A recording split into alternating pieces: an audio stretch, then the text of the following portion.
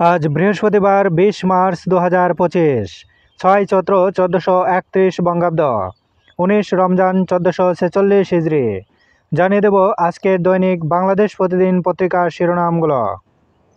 ঐক্যের চেষ্টা সংলাপে ৩১ দফার আলোকে মত দেবে বিএনপি। সব বিষয়ে একমত নয় জামাত। গণপরিষদ চায় এনসিপি।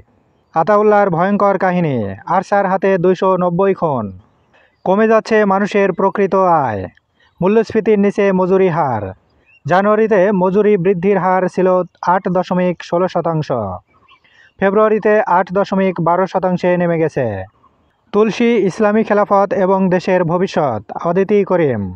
ইফতার মাহফিলে তারেক রহমান, মূল্যবোধ ধ্বংস করেছে পতিত মাফিয়া সরকার। জামাত আমির, পবিত্র কোরআনের আইনে মানবিক দেশ গড়তে হবে। নাহিদ ইসলাম, দেশের স্বার্থে রাজনৈতিক ঐক্য প্রয়োজন। রূপগঞ্জে সংঘর্ষে একজন নিহত। রাতভর ইসরায়েলি বিমান হামলা। প্রধান উপদেষ্টার সঙ্গে সেনাপ্রধানের সাক্ষাৎ। দেশের নিরাপত্তা পরিস্থিতি অবহিত।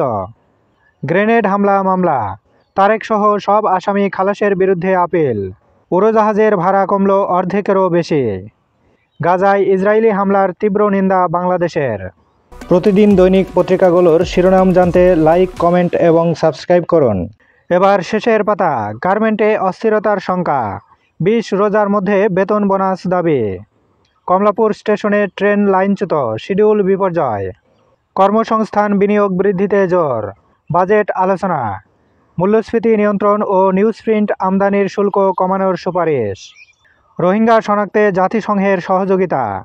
ইসিকে ডেটাবেজ ব্যবহারে সম্মতি ইউএনএইচআরের। স্থবির হয়ে পড়েছে ঢাকার মশক নিধন কার্যক্রম। পুলিশকে নিয়েই ছুটল ডাকাত দলের ট্রাক। সুপ্রিম কোর্টের কর্মকর্তা কর্মচারীদের জন্য উদ্বেগ। দুর্নীতি প্রতিরোধে বিশেষ প্রশিক্ষণ।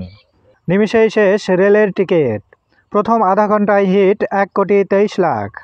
একজন চিকিৎসকে চলছে হাসপাতাল। জনবল সংকট ও নষ্ট যন্ত্রে ব্যাহত সেবা। রংপুর মেডিকেল কলেজ হাসপাতাল। চীন গণমাধ্যমের প্রতিবেদন। ডক্টর ইউনূসকে উষ্ণ অভ্যর্থনা জানাতে প্রস্তুত চীন। চন্দ্রিমা উদ্যানের নাম পাল্টিয়ে আবারও জিয়া উদ্যান।